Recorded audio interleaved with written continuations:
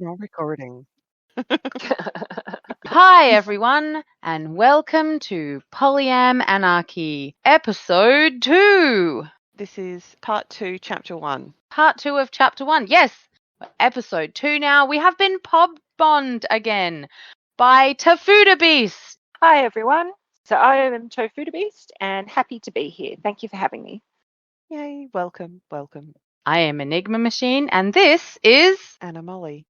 Welcome. Today we've got two things on our agenda. Number one, we're going to talk a little bit about solo polyamory because Anna Molly and I had somewhat of a disagreement last time, and we've brought our special guest here today to help us define what they think of solo polyamory so we can have a better understanding of that concept. Yes. Thanks very much, because that's something that I feel really strongly about. I probably identify with the solo even more strongly than the polyamory, but both of them are both very important parts, I guess, of my personhood. So just to define solo polyamory, or SOPO, as some people call it, it's when you are a strong, independent individual who generally doesn't cohabitate with a partner. So it's not like I live by myself. Some solo polyamorous people have housemates. There has been discussion about whether solo poly people can be solo poly and live with a partner. The jury's still a little bit out, but mostly people say probably not, because there's a lot of social expectation of what a partner is. And even if you personally go, oh, well, we live like housemates, if the whole world sees you as partners, then that's like a little bit different. Probably one of the biggest incorrect assumptions would be that it means that you're single. And some people think, oh, I'm solo poly because I don't have any partners.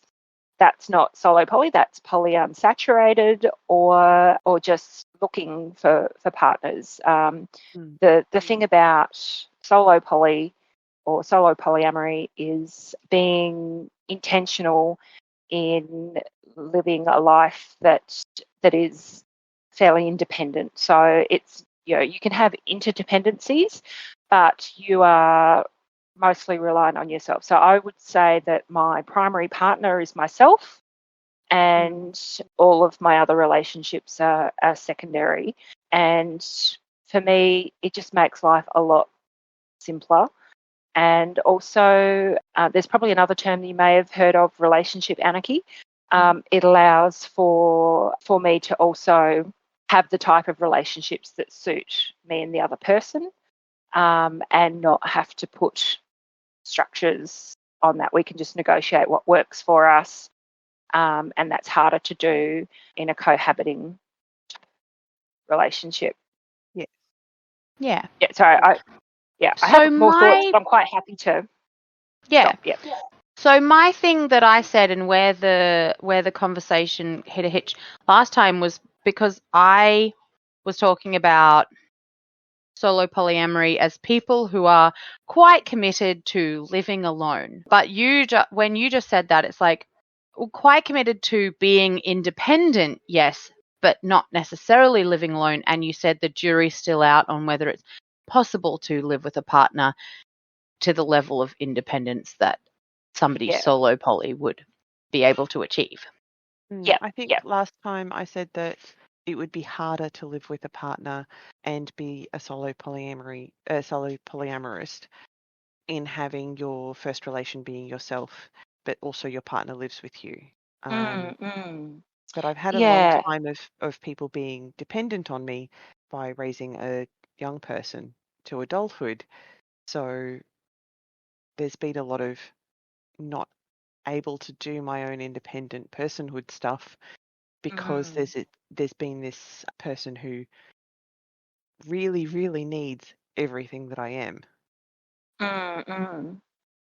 So yeah, and that puts another interesting angle on it as well, because as a former prime minister, was described deliberately barren, so that makes it a lot easier for me to be independent. But a lot of solo poly folks might be parents or caregivers, and that makes it easier for them to, if their primary relationship may not be themselves, their primary relationship might be their parenting relationship with their children. And so that would still be like a solo polyamorous type situation, because they might have other partners, but it might be that they only see them outside of their childcare commitments, or it might be that that if there's a clash between their partner and their children, it may be that their children will win out.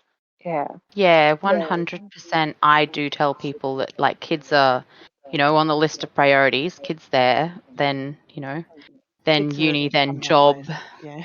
Yeah. I think that's where my Yeah. ex-husband and I succeeded so well with our split parenting, is whatever shit went down with us, Mm. the kiddo was the most important priority. Mm. Yeah. And it was always about their well-being first. Being solo polyamorous can also be helpful in that you're not bringing other people into the children's space as much. Like, you might have visitors that are partners, but you don't have multiple people trying to be a step parent, or the child becoming attached to that person. It may not be in the child's best interests to do that.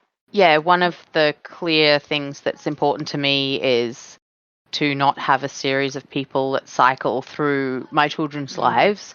And some people are like, I recently had somebody say, "Ooh, I'm not sure, what, like, I would like to hang out with you. What's going on here?" And I was like, "Oh, no, this is something that I tell everyone, that you will not know my kids for a number of months." And it's only recently that one of my partners has gotten to know my children a little bit more, because they're ridiculously trustworthy people. But I mean, like, parenting is A+ over there, and I'm getting a B-. But but for most other people, you're not coming within, more than a minute at a time interacting with my children for many months. Doesn't matter how much I like someone. Yeah, because I just, exactly what you said, I do not want a series of people cycling through their lives. They've gone through some stuff. And also I've watched kind of other people that I know, quickly introduce partners to their kids, and then their kids crying when they, when that relationship doesn't last. And it's like, nope, not going to do that. Yeah, that seems rough. I mean, I can understand with the new relationship energy wanting to bring everybody into your life and go, yes, look at everything in my life, let's enmesh, let's be whatever, but NRE is a drug. Yeah. Like cocaine. And yeah, I you think shouldn't that be driving any heavy life machinery under its influence. So. Yeah. No. Yeah.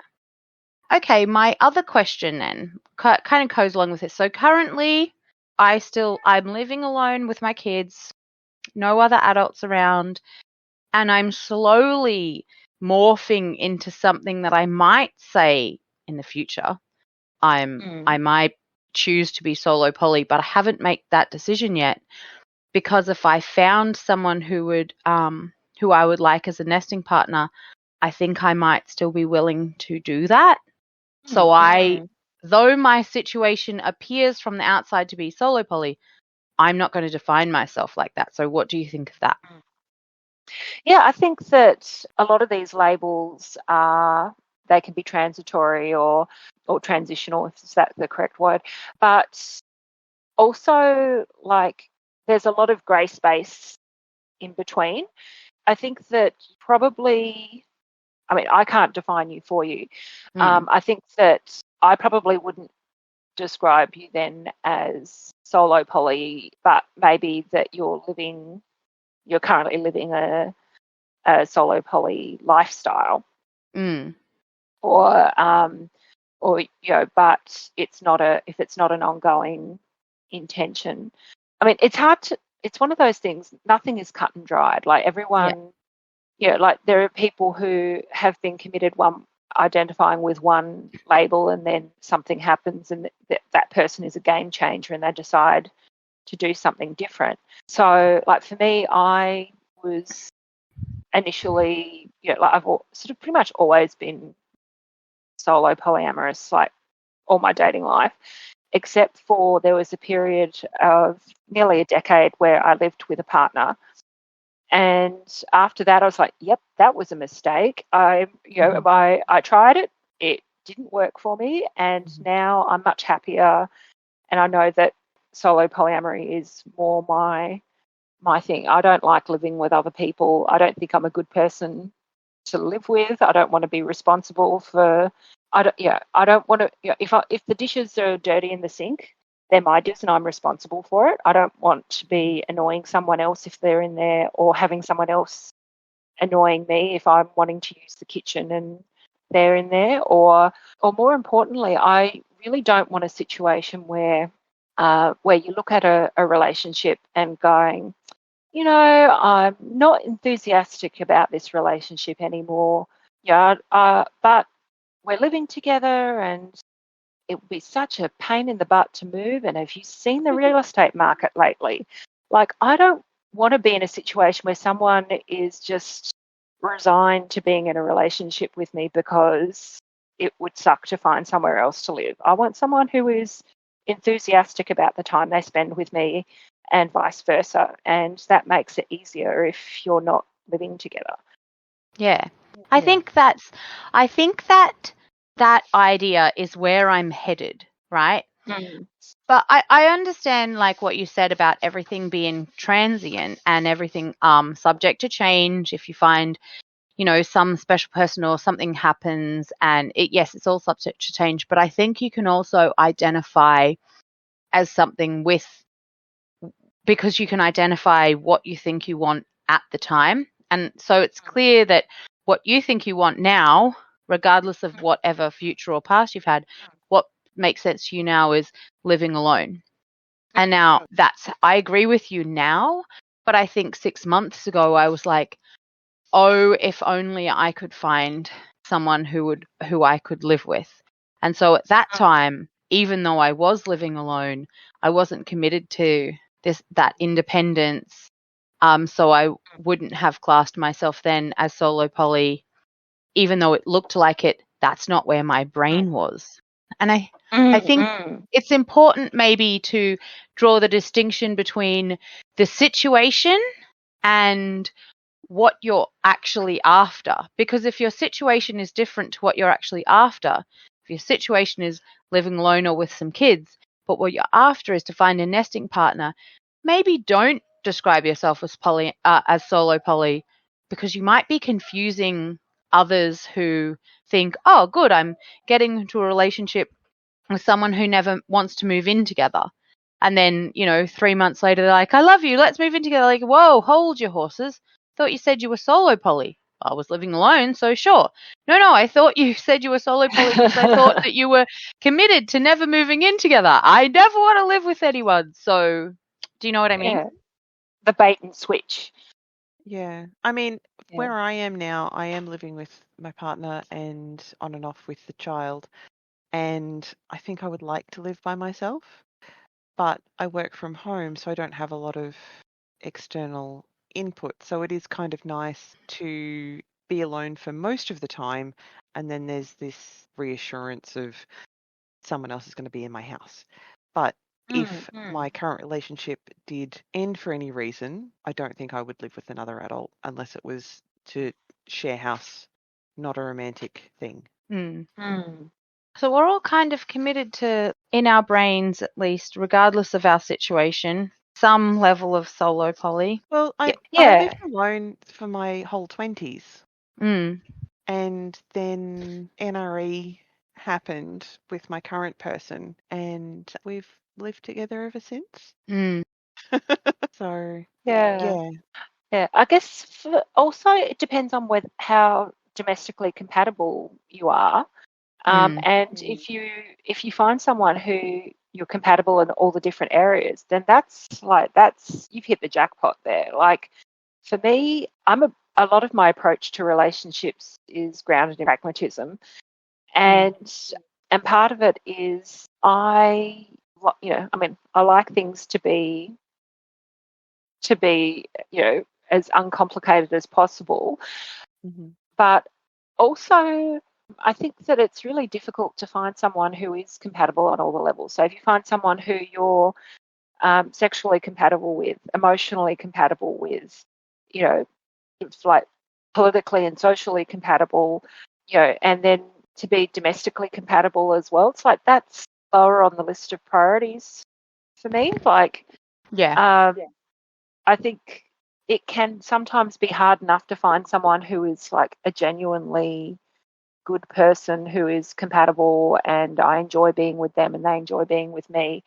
I don't want to put that extra stress on a potential connection by saying, oh, and now we have to spend a large portion of our time together and navigate, finances and household chores and, whether the tomato sauce goes on the shelf or in the fridge. Like, life's too short to have those arguments.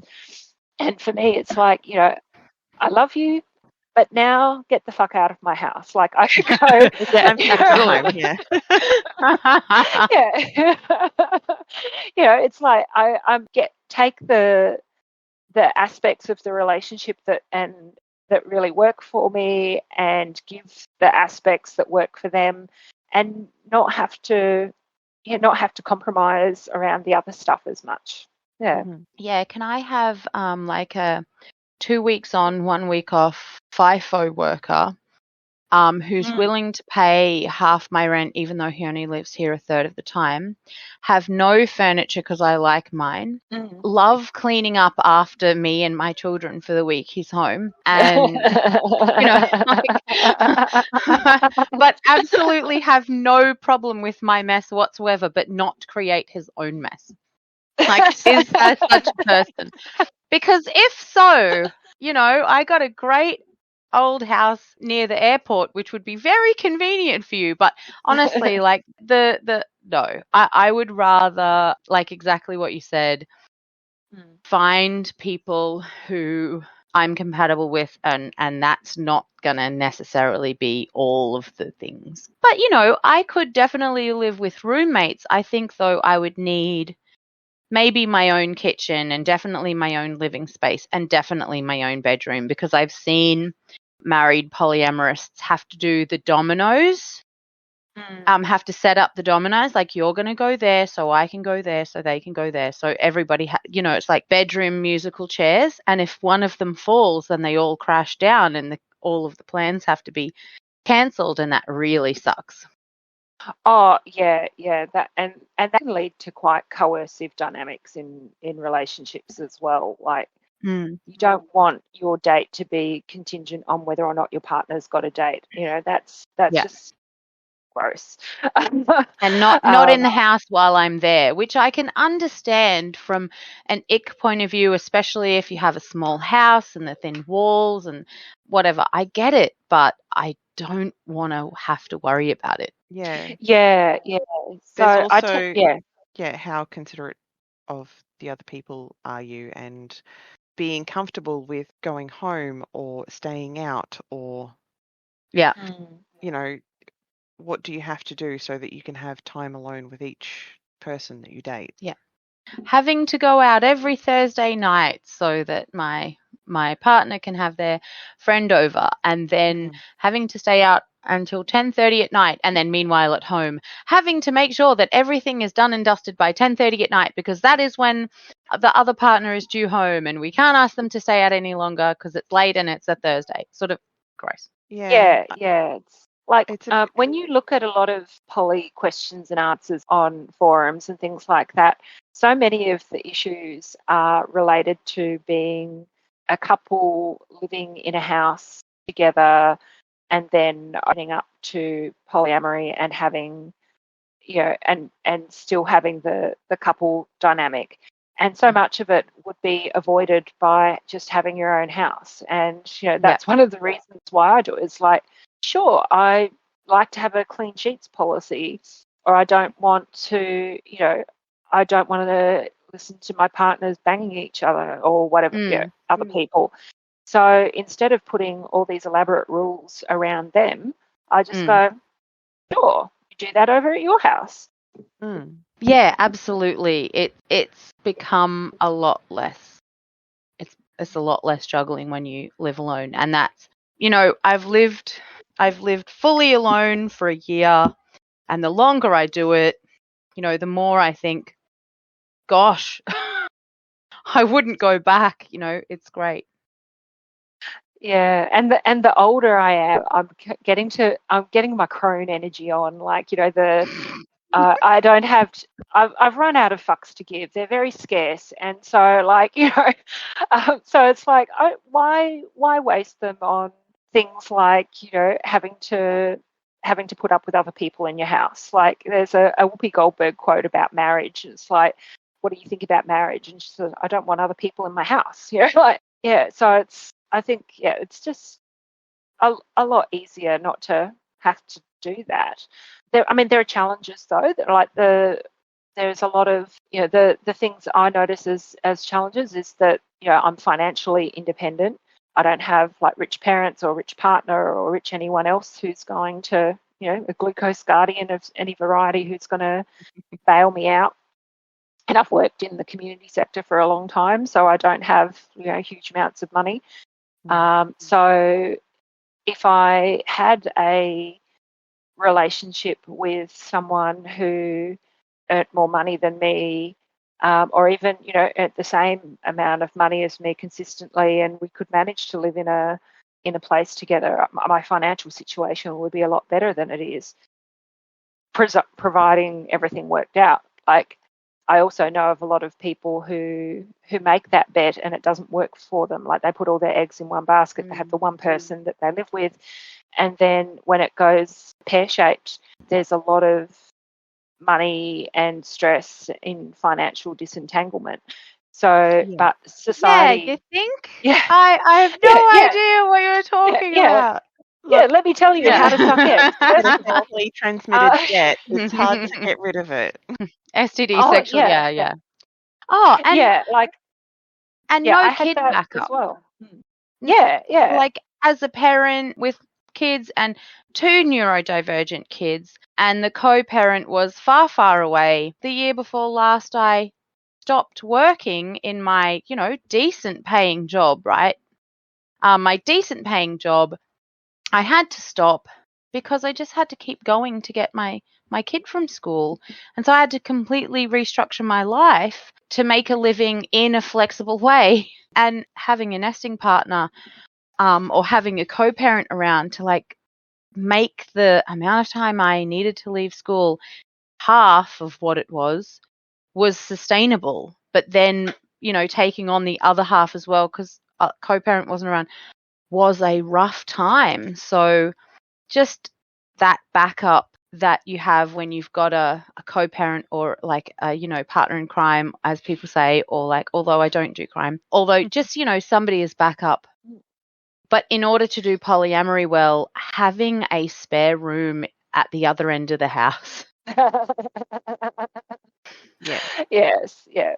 I think also, though, there's a lot of assumptions about when you're in a relationship with someone who is a co-parent that they're going to do their fair share of the work as well. And one of the reasons why I have chosen not to be a parent is that I think as a female person, you know, and the job of being a mother in society is generally different from being a father. I would have been quite happy to sign up to be a father.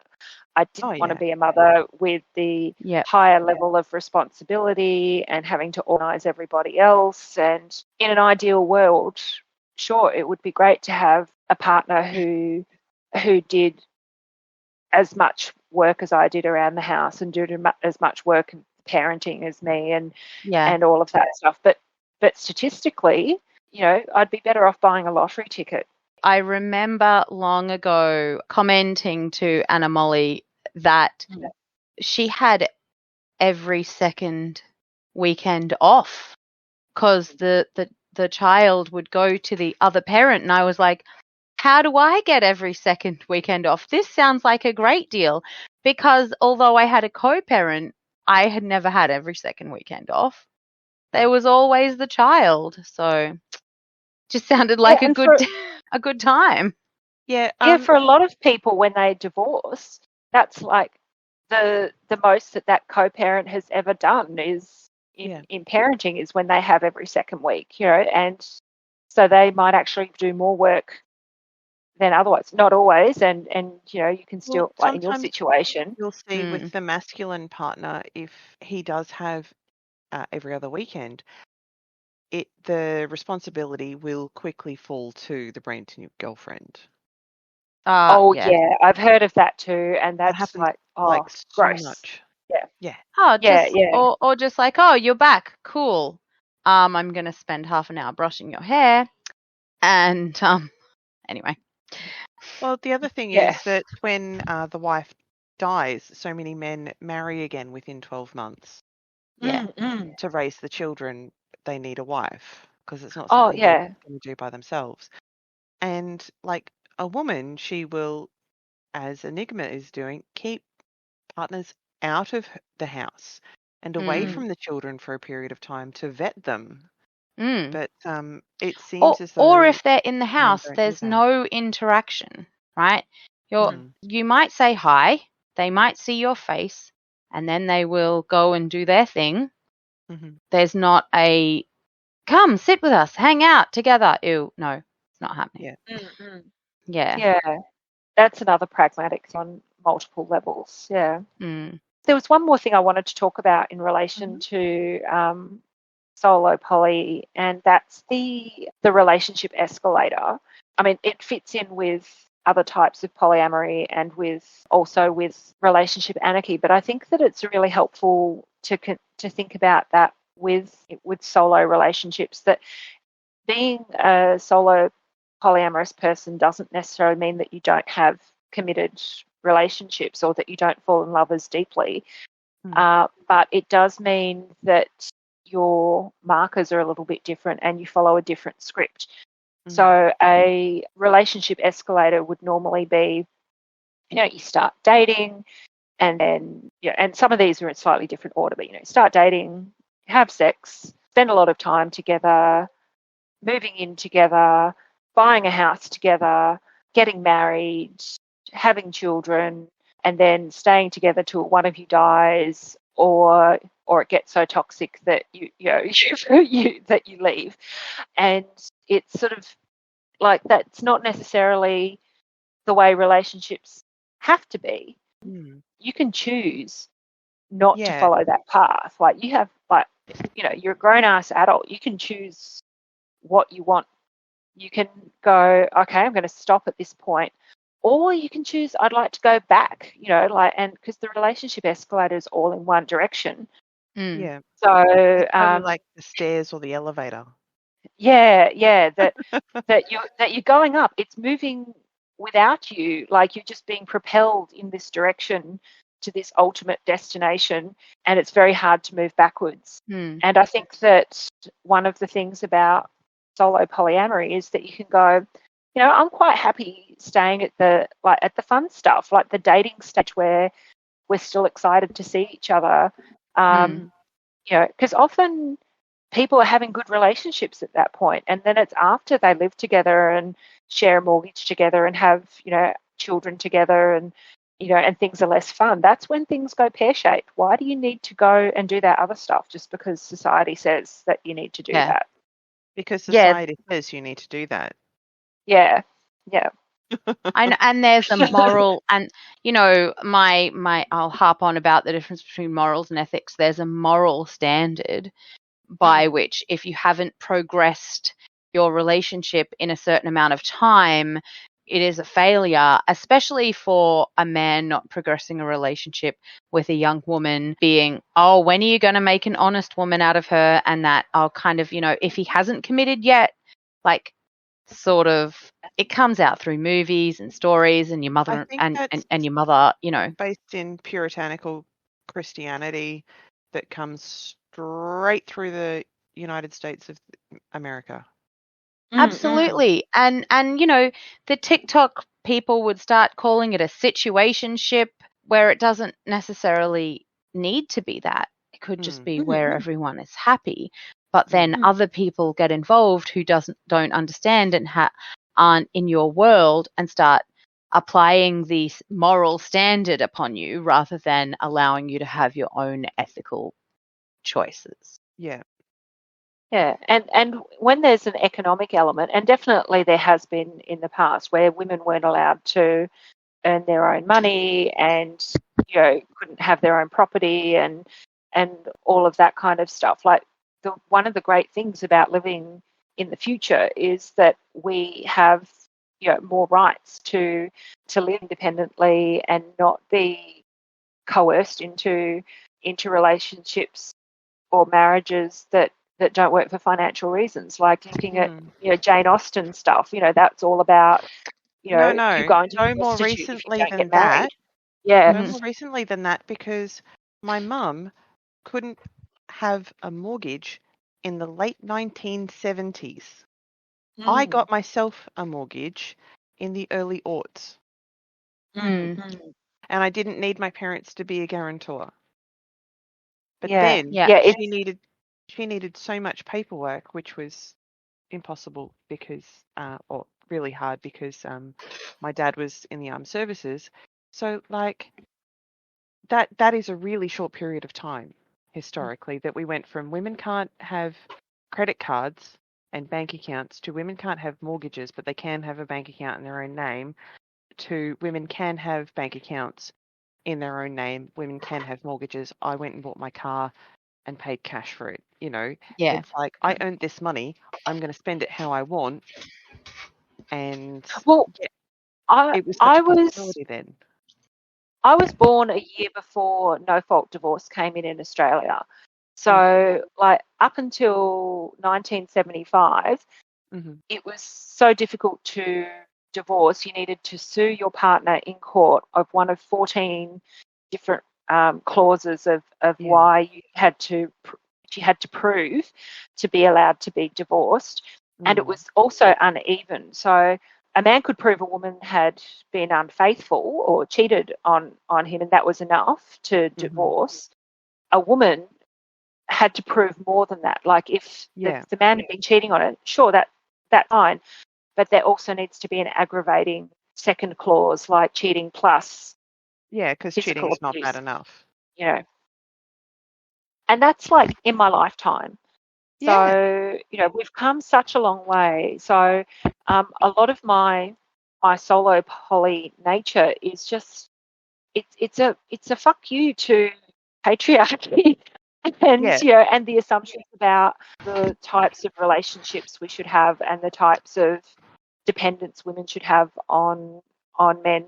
And, and I know we're talking a lot about, opposite sex heteronormative relationships, and that isn't always the case, for myself or for other people, but it is the dominant form of relationships, and also some of that does still creep into queer relationships as well, or same-sex relationships, because there's this sense of respectability that the reason why gay, lesbian, bi, trans people are acceptable or is because they're just as respectable. They're just the same as more heteronormative people.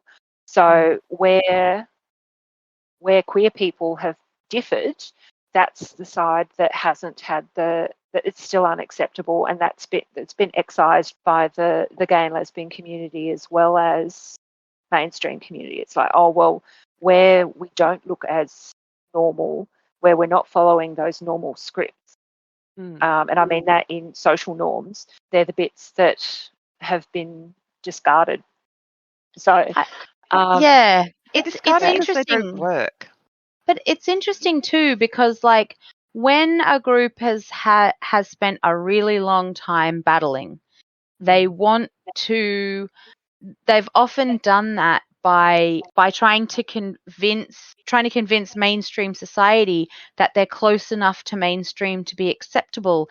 And if polyamory relationship anarchists come along and try to like shoehorn themselves in after 3 decades worth of like painful struggle, and we kind of might accidentally once again delegitimize this group that have worked so hard for it. So I feel like if we have to do our own battle, I'm okay with that, because I don't want to But I don't want to definitely recognising the destabilize people who've what gone was a before hard us. fought.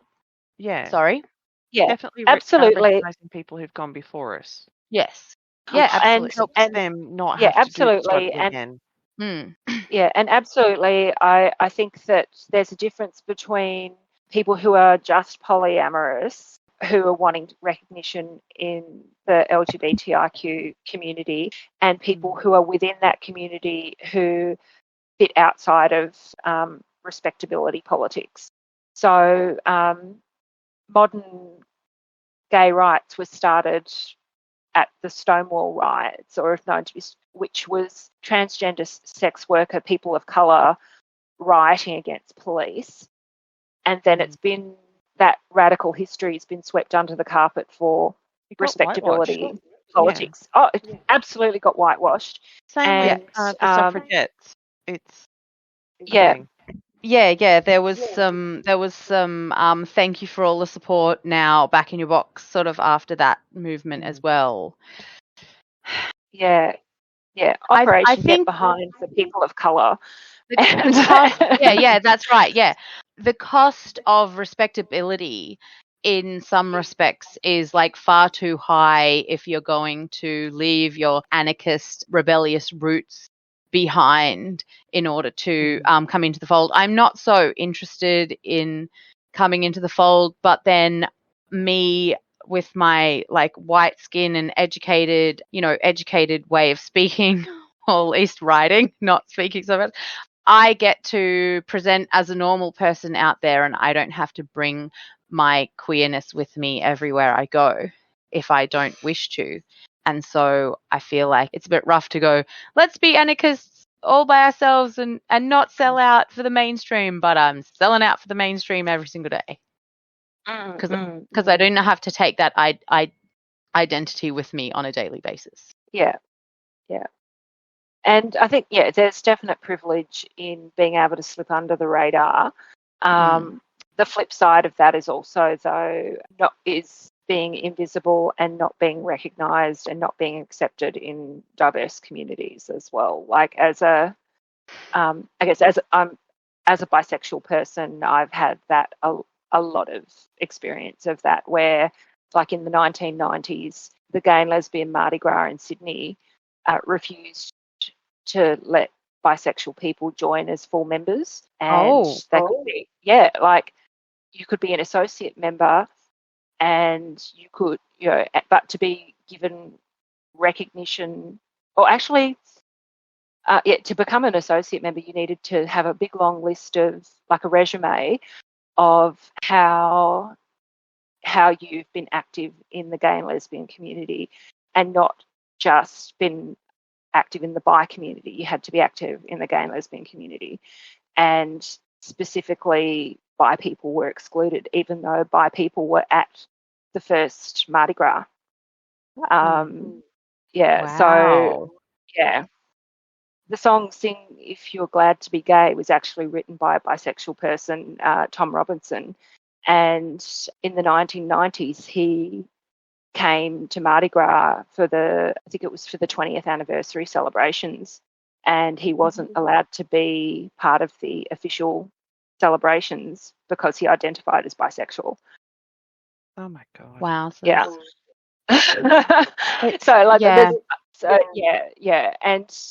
So there's all of this stuff is there's complexity there, and I know I've really jumped the shark here and gone off on a tangent. No, do it. Love our tangent. But I think that there's a lot of complexity in all of this stuff. Like, a rule or an assumption that a cishet polyamorous couple who are looking for a unicorn or a hot bi babe to join them, they aren't part of the gay, LGBTIQ community, or aren't welcome to go unicorn hunting in the community. But at the same time, there's her also bisexuality in that instance is usually by coercion. Yeah, that's not yeah. actually bisexual. Mm. And and it's problematic behavior, but all of this stuff, like there's gradients, yeah. Like, so I think that there's really strong arguments for poly people not automatically being part of the LGBTIQ community, but I think that it's important to acknowledge that the LGBTIQ plus community is a lot more diverse than perhaps it's given credit for. Yeah. I don't identify as part of that community. I identify as painfully straight. We don't hold it against you. It's okay. Yeah, It's some not of my my best friends fault. are straight. You can't help it. I know that you would be bi if you could. Like, all the best people are. I know I would. Honestly, some days I wish I was. I just can't. You're my best wife. Yeah. I mean, it's like we're married, right? Because we don't have sex. Yeah. That's so mean. Look, I know it's a toxic monogamous trope that in a heterosexual marriage, the men don't have sex with their wives, and it's a whole thing. It's not, yeah, that's right. Anyway, But often well, because the women are just so pissed off that they have to do all the housework. Oh, the pandemic was really good for that. I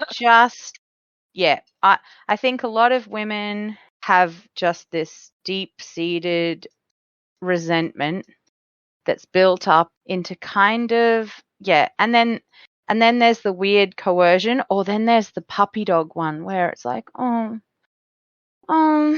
well, okay then. And it's like, wow, dude, that's not hot. You know what's hot? Picking up the kids' vomit. That's hot. Yeah. Look, And I so washed hot. a dish. Reward me. Yeah. No, Yeah. my husband made me dinner.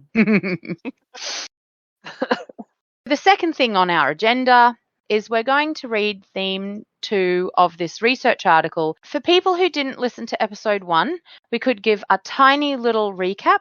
There was a research article produced. It's a qualitative data analysis. They asked about 63 or 64 people on Reddit, why did you get into polyamory? Then they conducted a thematic analysis and they came up with 4 main themes. Theme 1 was to do with values alignment, and theme 2 was to do with relationship factors.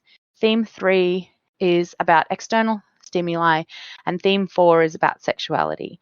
Last week we talked about theme 1, and it was given a fresh tomato.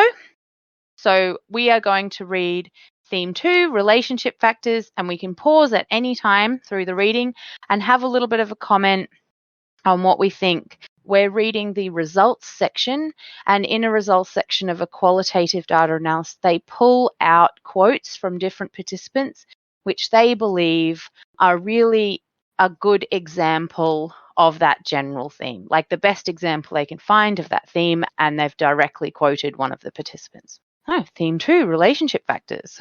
Unsatisfying relationship dynamics contributed to some participants' decision for initial engagement with polyamory. Some of these participants cited their own pervasive feelings of relationship dissatisfaction, while others wrote about their partner's dissatisfaction with the existing relationship.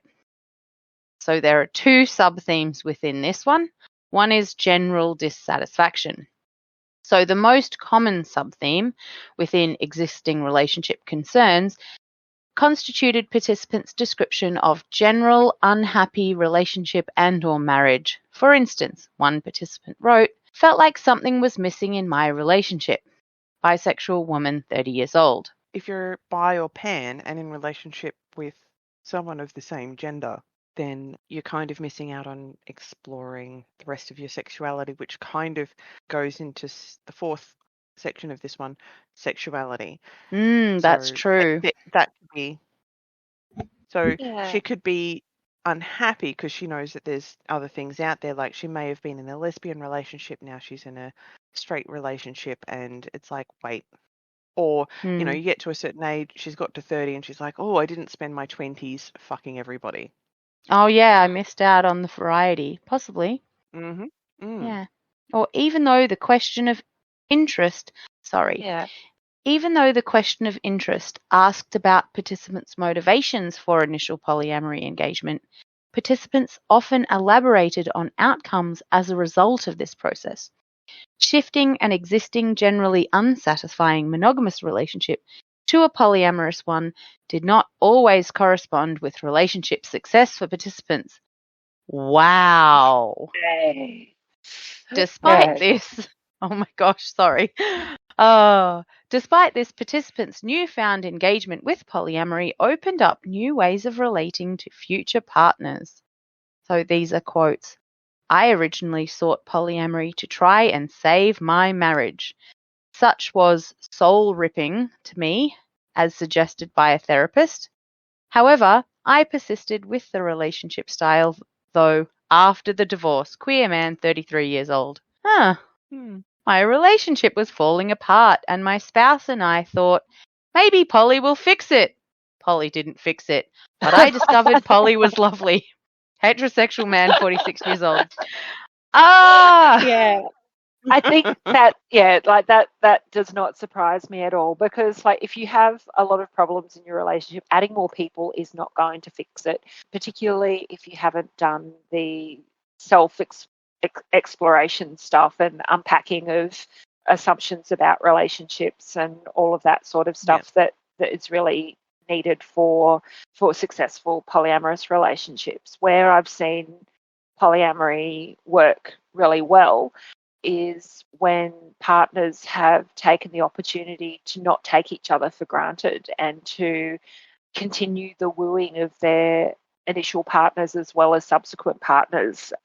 I think one of the big problems comes when you take your spouse, for example, for granted and then get all excited with new relationship energy. And, that doesn't fix the initial problem. It just exacerbates initial problems. But if you go, oh, this is this great stuff that works at the beginning stage of a relationship, that's the thing that has been missing that we haven't been doing in our existing relationship, and using that to reinvigorate your relationship by being attentive, having date nights, having some dedicated time with each other, buying each other flowers, dressing up for each other, like doing nice things for each other that you do in the wooing dating stage that you might not do in a spouse stage. That's where it helps. Or when you stop making assumptions about what your partner's job is for you, or that they're supposed to, make you feel better or go to things with you, or, this long list of assumptions of what a partner is supposed to do. If you don't put those on your partner and invite them to offer that, or you ask them for that and take no for an answer if they can't do it, that's where it really makes a difference. And, like when you use the skills that you gain through polyamory to work on your relationship, it's marvelous, whether it's monogamous or polyamorous. But if you don't do that, then it works for any relationship, like friends or work relationships or anything.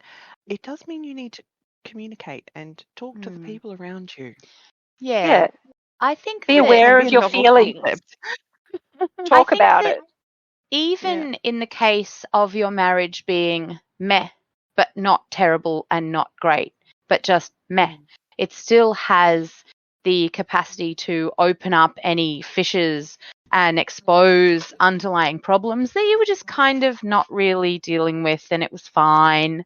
And I think that the other really problematic thing that can come out of opening your marriage is when you have young children and you've forgotten to do some of those date things because it's very hard, or it's quite expensive, or it takes too much work to just go out by yourselves and be two adults, because maybe grandma is too old or lives in another state, or you don't have an available grandma or friend. Then you're paying $30 an hour at least for a babysitter, and quickly your $100 dinner becomes a $200 dinner because you've added the cost of the babysitter for 3 hours onto your date night, and people Yeah. simply can't afford that. And so having another partner offers the opportunity to go and do all of that stuff, because there's another parent waiting for you back at home who can take care of the kids for free while you go and have fun. And so you quickly forget, because back at home it's hard. Back at home is hard. You've got the bills and the nappies and the kids' lunches and the cleaning. And so, like, a lot of people open up this type of marriage and are like, oh, rules like no overnights, no going away for the weekend, blah, blah, blah, blah, blah. And whilst I get it, because those rules are based on a fear that you're just going to go off and fall in love with this new person, but it makes sense, because unless you can have the opportunity to go away for that weekend with your partner, then all of the beauty of falling in love and enjoying another adult's company is just fully being spent with another person. Yeah, I think that's also brings up the idea of jealousy, where often people think, oh, it's terrible. My partner is jealous whenever I go out. Are they jealous that if you're going out, or are they pissed off that you're going out at every opportunity to avoid responsibilities around the house? Like, are you going off to have fun, and precisely because you don't have all of the boring domestic stuff to worry about? Absolutely. Yeah, so if you're not meeting your partner's needs, that's where it could look like jealousy, but it's actually them being annoyed because you're not fulfilling their needs. That's right. In the way that you've hopefully agreed with boundaries and communication. You possibly weren't really fulfilling their needs, because our marriage wasn't great. Like, that's not really specific. Our marriage wasn't great because, she had to ask me 4 times and the grass was like up to my thigh before I'd finally get out and mow it. And then I'd do so grudgingly and then expect sex as a reward. That's why our marriage isn't great. But now I've got this girlfriend, so I can just ditch her even more and go off and, do the thing. And it's not only men who do that. I've seen women do that just as much, because it's a lot easier for women to date, and then off they go, leaving the kids at home, just ditching people. Yeah. So let's read the summary at the end of this after these 2 things. The above quotes provide key phrases that indicate the state of the participants' relationships prior to polyamory engagement, i.e., try to save my marriage will falling apart. In both examples, the participants reported the relationship that prompted the initial engagement in polyamory ended. However, these participants did not abandon polyamory in future relationships. I can identify with that. Rather, in attempting to shift a non-polyamorous relationship into a polyamorous relationship, they discovered that polyamory was a good fit for them, and they continued to engage with that relationship style even after the initial relationship ended. Yeah. Yeah. The final sub-theme related to existing relationship concerns captures all responses that suggest the participant's partner initiated the shift to polyamory. For example, one participant shared their transition to polyamory as a means to satisfy their partner. More forced into it than anything else, I had to choose what was more important, my partner and our relationship, or my own monogamy. I choose my partner and now practice ethical non-monogamy myself. Bisexual man, 26 years old. Other participants spoke about unique life circumstances that served as the catalyst to polyamory engagement. For example, when my wife came out as trans, we discussed my having additional relationships. Bisexual woman, 69 years old. At first, the man I love is bisexual. Because I love him, I tolerate everything about him. Gradually, I also fall in love with this mode of getting along with him. Bisexual person, 25 years old. I have thoughts about that. Tell me your thoughts. Because I love him, I tolerate everything about him. No! Oh, yeah. He's doing something that pisses you off. If he's forcing you into polyamory, if he's cheating on you, if he's telling you you have to do it's my way or the highway, no, you don't have to tolerate it. That's not love. That's codependence. Yeah. Yeah, I mean, you Yeah. can tolerate it if you choose, if you want to, and you can eventually discover that, you know, it's a different way of relating and it's a good way to be. But like, my dude, if you have to tolerate your partner, then no. There is something that needs to be taken to therapy or communicated with each other. You might not be compatible. Yeah. I have significant thoughts about this theme, but I was waiting till the end so I can like rip it a new one. Partner had expressed interest and we were going to be separated for a year while I worked abroad. Bisexual, non-binary person, 28 years old. So actually makes that sense. is, I like that one. it's like postcode sex. Yeah. As long as you're not in the same postcode as your partner, it's not cheating. Mm. So, Which is awful. However, if it's consensual and you're like, okay, practically we're going to be away from each other for 12 months. Yes, we want to keep this relationship. However, a video call isn't going to keep me warm at night, and then explore other relationships kind of, sort of as almost single person, but still, you know, hopefully keeping in contact with the other person. So I see this theme a lot, and actually this book by Lola Phoenix called The Anxious Person's Guide to Non-Monogamy, in the beginning of the book, they go through and want you to find a reason for going non-monogamous. And they say that it can't be because my partner is, and it can't be so I can maintain the relationship with my partner.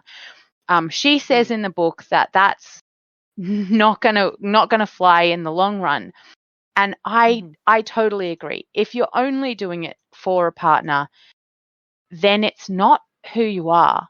But online, if you have a look at a lot of the forums, people come out with this question: I feel like I'm naturally polyamorous. It is a part of who I am. How do I convince my probably naturally monogamous partner that it is a valid lifestyle? Now, I'm sorry, It is a valid lifestyle, but you've taken an incompatible partner. You've taken two separate arguments and mushed the both of the halves of those arguments that agree with your point of view together to make a turducken of an argument. I'm more outgoing than my nesting partner, and I used to be in a monogamous relationship with them. And when we first opened up again, I kind of realized that I'd been smothering a huge part of myself and had withdrawn from everything so that I wouldn't accidentally start other relationships or other intimate connections. It's kind of my fault that we're open, but we went to some relationship anarchy meetings. I'd been to BPP meetings before and started again more recently. So, like, it had always been a thing for me, I think. But yes, monogamy for me is very limiting. But being a polyamorous person, you can be polysaturated with one partner. Absolutely. You could be polysaturated with no partners. Yeah. Yeah, exactly. Yeah. Yeah, I think I was like that for the first few months of the year. I didn't realize it, but I wasn't in a place where I could have a partner, and I was still sort of sorting things out. And now I think the jury's still out as to whether I can really, like, I'm on holidays now. I think I can do two partners, but soon. Don't know. We'll see how we go. What do you think, Tofu, what do you think about the mushing of the two types of arguments together about, like, it's who I am?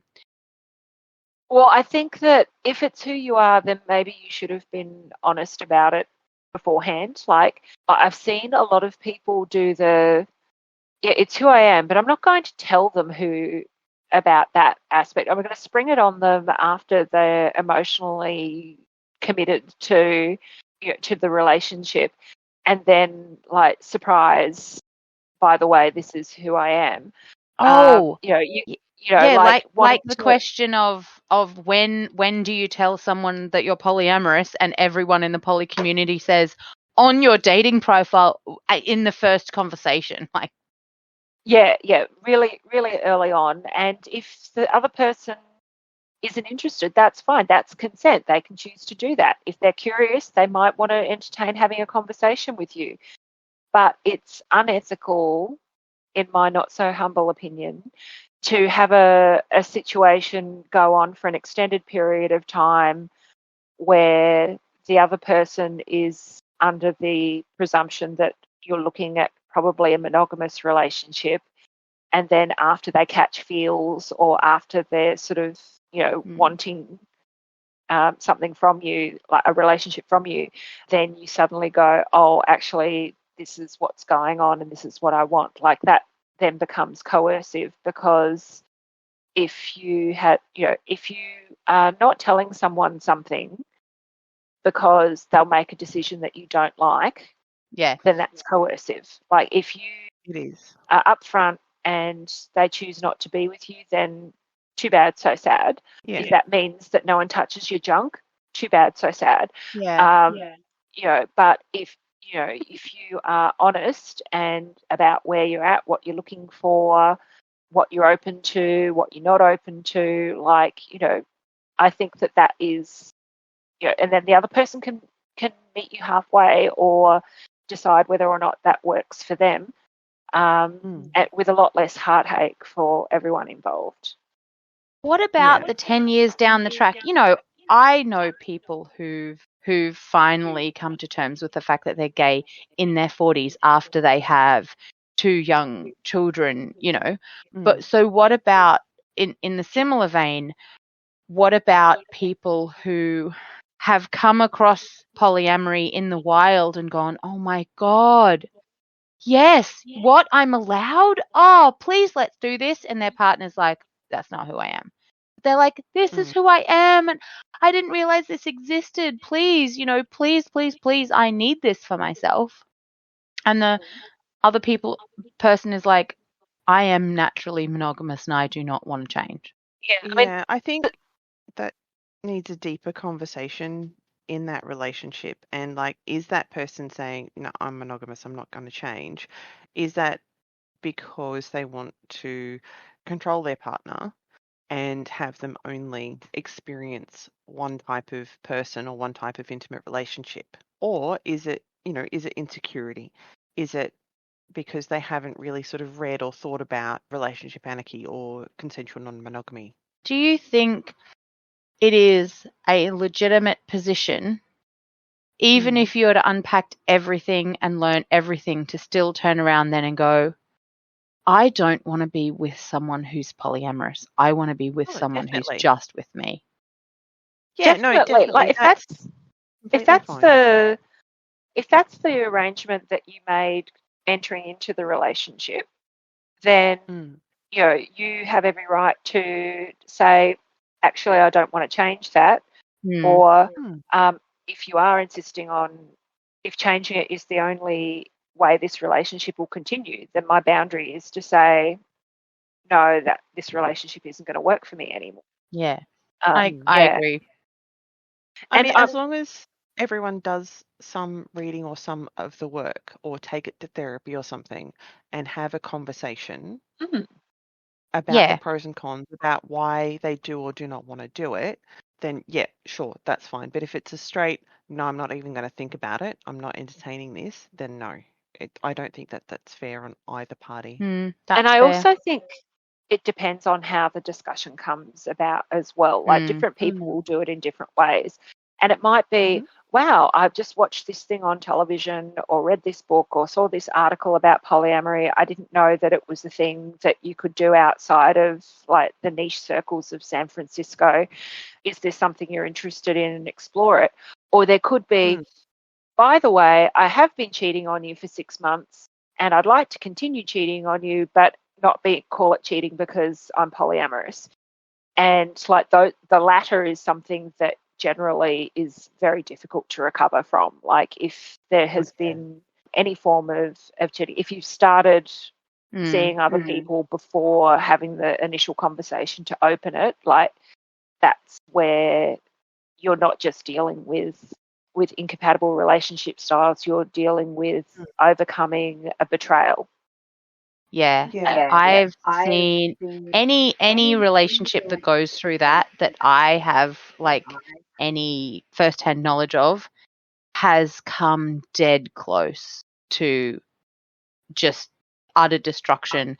And the people that I've spoken to, more than one, who've been in that situation have the hardest road, really the hardest road, and it's really difficult for them to process their betrayal, and they don't really come to terms with anything until in a couple of different cases that I've seen, had a real fulfilling relationship of their own.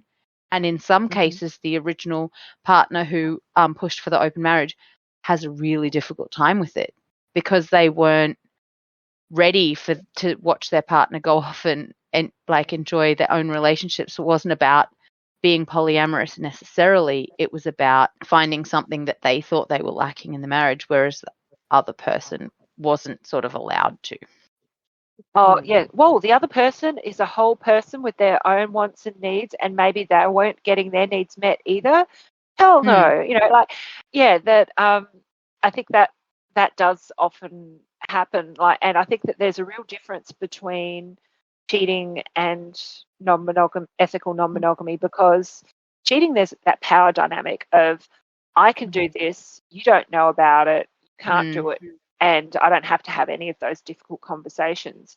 Yep. Whereas polyamory or ethical non-monogamy, you have to take responsibility for your feelings and have those difficult conversations, and sometimes talk about it more than you have sex, and have those, be vulnerable with each other, listen to each other, have communication, all of that stuff. And that's really the opposite of cheating. So when you see these people like contact you on a dating site and go, oh yeah, I'm non-ethically non-monogamous, that's exactly the same as you, right? And like going, no. Yeah, exactly. Yeah, so I think with all of this stuff, that long answer short, that it's about for an unsatisfactory relationship to become a satisfactory one via polyamory, you have to use the tools that polyamory provides, the good communication, the self-awareness. Like, often those tools will be helpful for anyone, regardless of your relationship status, like whether you're single, whether you're monogamous, whether you're looking at your relationships with family, friends, workmates, whatever, like taking responsibility for your own shit, communicating your needs, being considerate of other people's needs, looking for solutions together creatively, and not being into like trying to control other people's stuff. Like, they're all going to be useful regardless. And unless you start looking at those skills, you're going to have a really hard time, I think, with and from a really practical level, you have to really sort out your responsibilities. If you're nesting together, you have to really sort out your responsibilities with regards to the house. So each person has the tasks that they do that are their responsibility rather than a chore. Distribute responsibilities, not distribute chores. And then I think that the other thing is you have to be willing that if you want to do it, you have to let someone else do it. You have to be willing to just look at your partner as a complete, whole, separate person that can make their decisions all on their own and allow space for them to do that, and not look at the central couple as if I can do it, you can do it.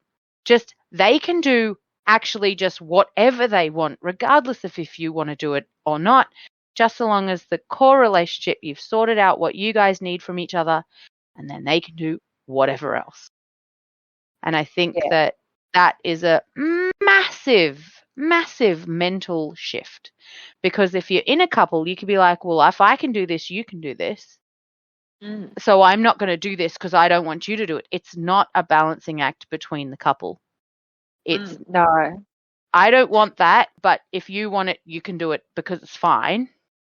So that's it's being aware of your own boundaries. Yeah. No, that was cool. I think also just like for people opening up relationships, it's not something that you can dip your toes in and go, oh, actually, I'm going to go back. It's like Pandora's box. You've opened it up. Things will change. Yeah. And you just need to hope that you can work together to have them change in ways that are going to suit both of you. That's where the work is.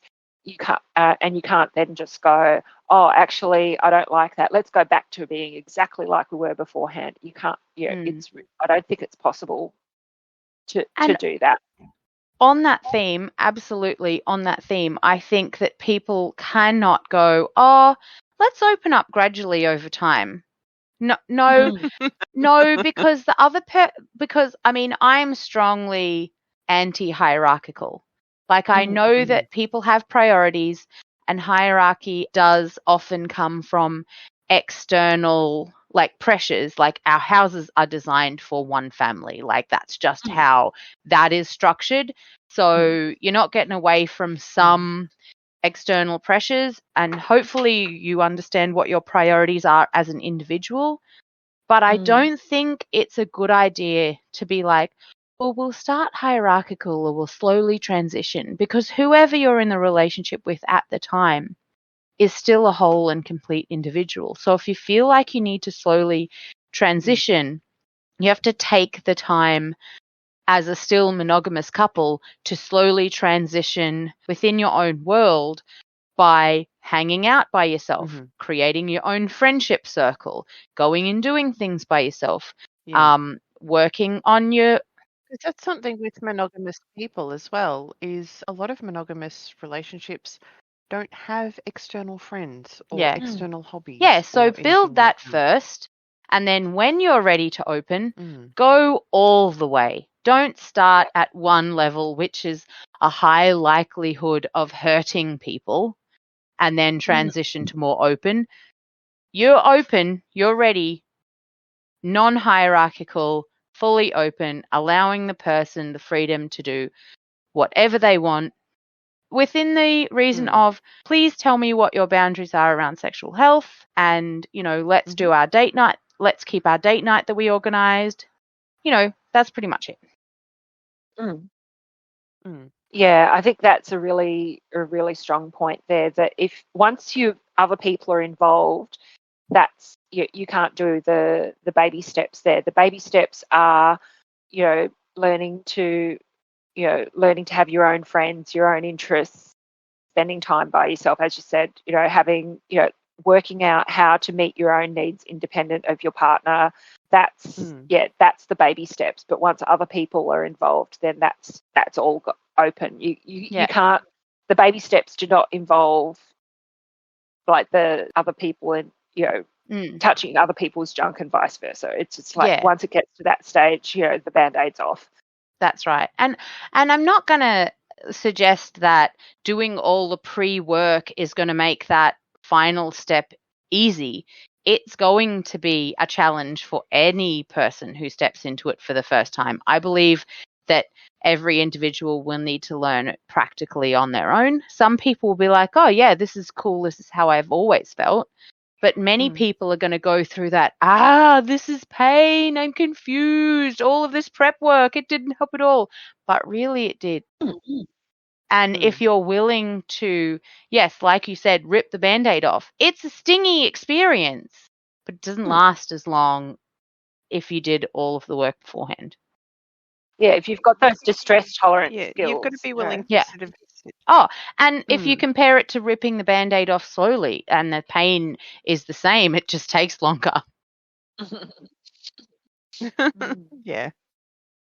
You've got to be able to sort of sit with your feelings and say, okay, I'm feeling jealous. Why am I feeling jealous? What am I missing? What am I, what have I done? Oh, I'm feeling angry because we had an argument before they left on their date. And that's why this sensation of jealousy Please try has hit to me. avoid starting an argument with your partner before they go out on a date.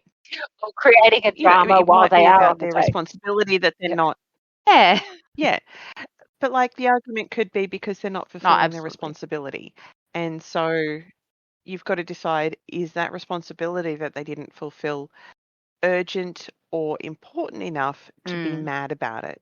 And if it's like, oh, he promised that he'd take the bins out, or she promised she'd pull her hair out of the drain, or, you know, things like that.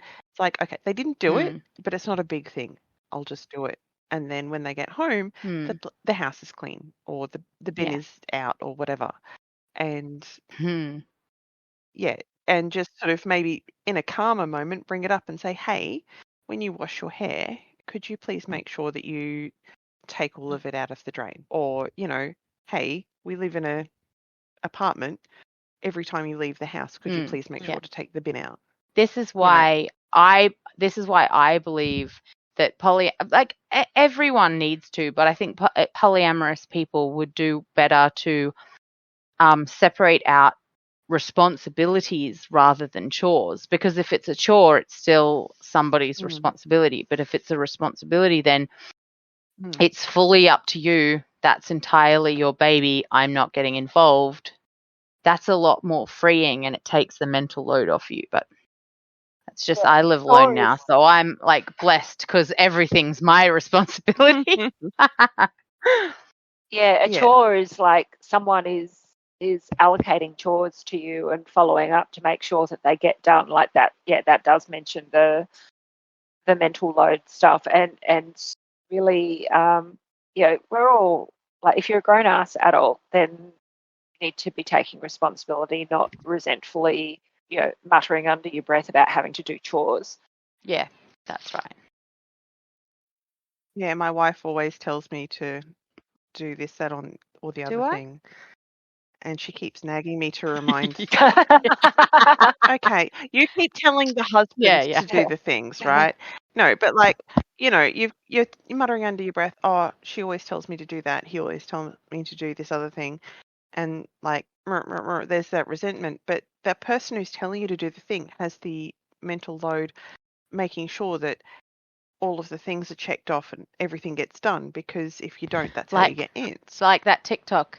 Make a list. I don't want to make a list. Yes. I made a list. He didn't do it. Don't be a nag. Yeah. I haven't seen it, but I can relate to that. Like the whole idea of people nagging you, it's like, well, it sounds like they asked you once and you didn't do it. And then, you still didn't do it. And then they've asked you a second time, you still haven't done it. So that's a you problem, not a them problem. And not only that, you didn't go ahead and say, no, I'm not going to do that, and have the discussion and negotiation there. You said, okay, but you didn't. If you want to say no and disagree for some reason about doing this thing, and talk to me about your capacity right now and ask me for some, then that's a conversation, right? And then we can talk both. Yeah. Yeah, we can both talk about our capacity and what we've got on, and the fact that whatever. It could be an honest conversation, wherever it's, yeah, sure. And then not, Yeah, person up and use your words. Yeah, that's right. Yeah, exactly. Because like through the pandemic, at the start of the pandemic, everyone started working from home, and this is mainly from the States. But people started working from home, and men started doing more housework in cis, straight, monogamous relationships. Men started doing more housework, and then 6 months later, it went back to the original. So it went up to 40-60, men doing 40% of the housework, and then it went back down to 20 or 30%. Which is what it was. And everyone was still working from home. I loved working from home because my class finished and I was at home. Yeah. I loved that. Yeah. Shall we read the discussion section for theme 2 and then wrap up for today? Yep, that sounds great. Because I love this, but our podcast may be 2 hours long at this point. Might need to be a part 1 and 2. I'm good at editing. Yeah. Self-determination theory. It's like intrinsic motivation is best, but there's some really positive versions of extrinsic motivation, like identified regulation, that, where you're like, my personal goals are making me do this shitty thing, but anyway, it's positively correlated with good well-being and stuff.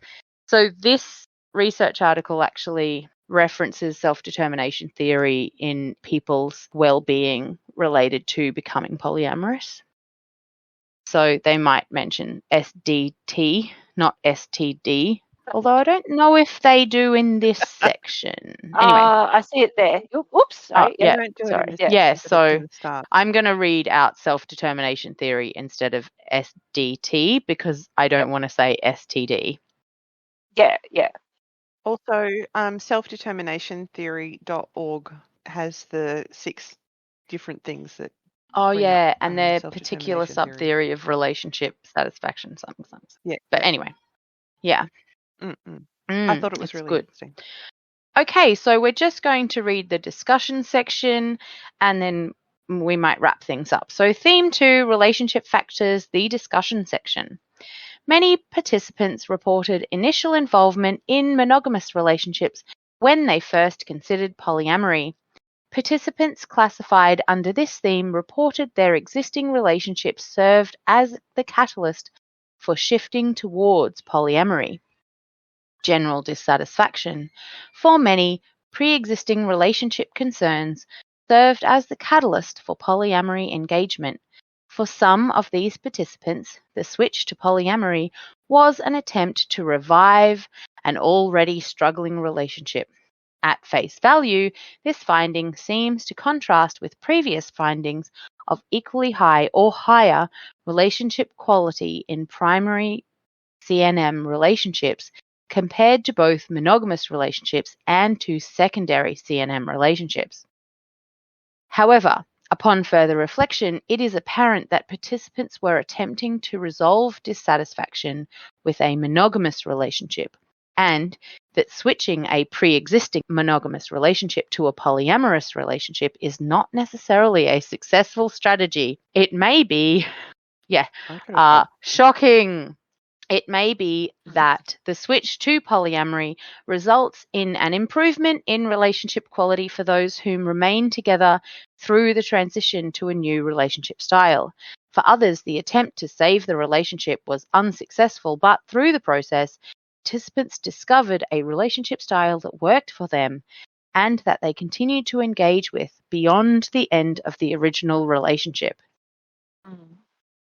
Let's have a think, because they said that CNM relationships were of higher quality than monogamous relationships, but maybe it's because polyamory destroys the bad monogamous, like CNM is a destructive force of a bad monogamous relationship.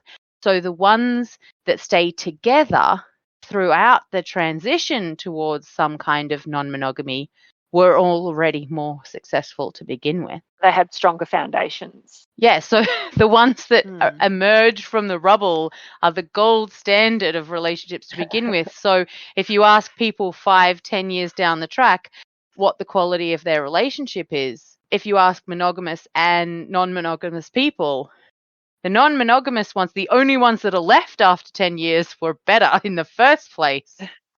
And the other ones don't exist anymore.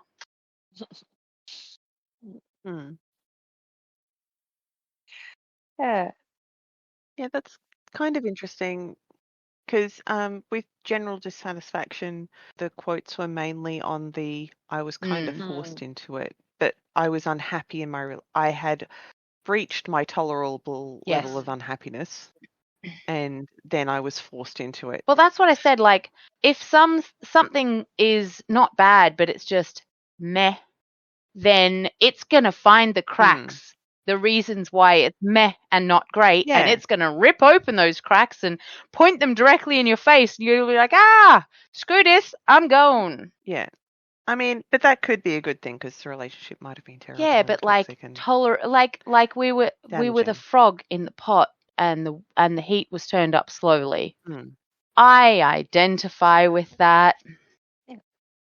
And I think that is the case in a lot of ways, but there's also a tendency that I guess I've just noticed, so it's not in the research, it's just anecdata, is that sometimes when you have when you don't have to give up one relationship to start another one, you can just sort of keep on with multiple relationships, like sometimes the threshold to end the relationship isn't as high.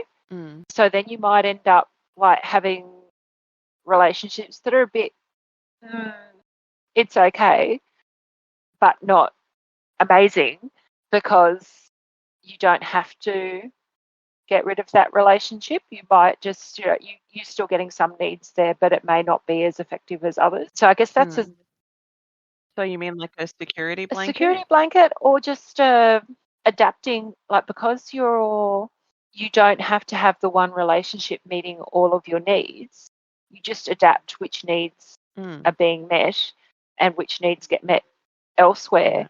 So it may be that you just put less responsibility on that relationship or fewer expectations on that relationship, so that it may not necessarily be a strong relationship, but just a persistent one.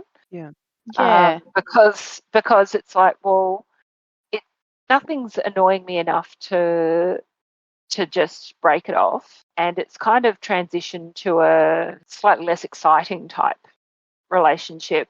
So it's just there's no reason for it not to continue. Even I think both things are true. Okay, so on the one hand, if you are very entangled, it can potentially get a lot worse before you leave, because it's really hard to disentangle, right? But if you're not entangled at all to begin with, and it's not great, but it's not terrible, it's still fine, due to the fact that you have other options, it's okay to stay with that person. But if you're not entangled and it's not great, but it's not fine, being in this relationship is prohibiting me from finding something better, and like exactly what you said, you might just be like, well, I'm going to let that go so that I can actually have permission to go and find something else. Yeah. In it general, could just be that you don't see each other as much as you did previously. You don't find as much time for each other, but it still like struggles along. Yeah. And you know, if you see each other less, maybe you enjoy that time together more when you do see each other. Yeah.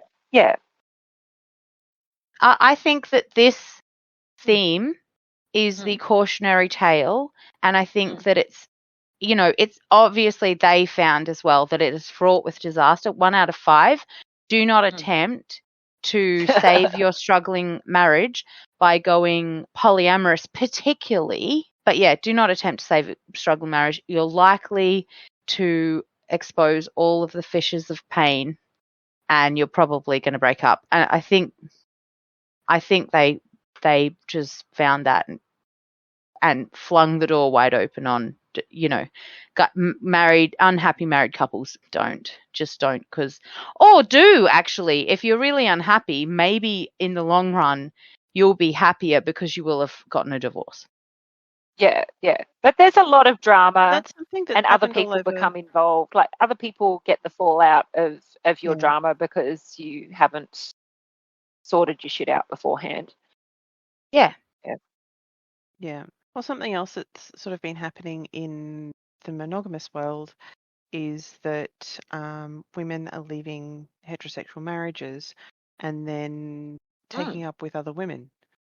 And so there's been a rise over the last few years of late in life lesbians, and it's not necessarily or platonic sister wives. That it's late in life. Or platonic sister wives.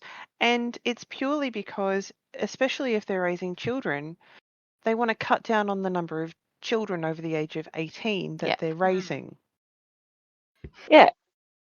So they leave their husband and their life becomes harder and easier. Yeah. And then they sometimes, you do see that with two women who may not be in a sexual relationship. They might just be good friends or become good friends, and they can do that support for each other, like you know, babysitting each other's kids while the other one's at work, or the other one might have an occasional date or whatever. Like doing that co-parenting sort of stuff without the relationship, without it being a romantic sexual relationship. That's where relationship anarchy, I think, comes in, that type of dynamic is completely a legitimate choice for people. Like, you don't, why does your co-parent have to be someone that you have sex with? Yeah. I mean, we keep saying Exactly. polyamory, but like anarchy. Yes. A bit of both. Polyamory is kind of a shorthand word for ethical non-monogamy or consensual non-monogamy. People seem to understand that word. It's kind of been in different TV shows and different movies and things like that. So it's kind of out there. People understand sister wives with TV shows like Big Love. So yeah, polyamory, it's probably not what some people are practicing. They might be closer to relationship anarchy, but polyamory is sort of a safer word. More of a catch-all term. It's more established because it's been around for 30 odd plus years. I'll read this last section because I missed it before. I'm partner-driven. Some participants' transition to a new relationship type was initially motivated by their partner's interest in exploring polyamory. Although they might not have been equally interested at the time, they were willing to transition their relationship to support their partner's wishes as an expression of their commitment to their partner. These descriptions are congruent with Wood's theme of relational growth and well-being among CNM practitioners. Specifically, participants intentionally worked towards deeper communication and intimacy with their existing partners through their transition to a new relationship type. These results highlighted the possibility of deepening an already strong connection with a cherished partner. Shout out to Tofu, who has mentioned communication a number of times. Yeah, this is the light at the end of the tunnel. It can work if you do this stuff. Yeah. Funny how such an experienced practitioner knew what conclusions the researchers were going to arise at before we read the research, because, like experts by experience, Yeah.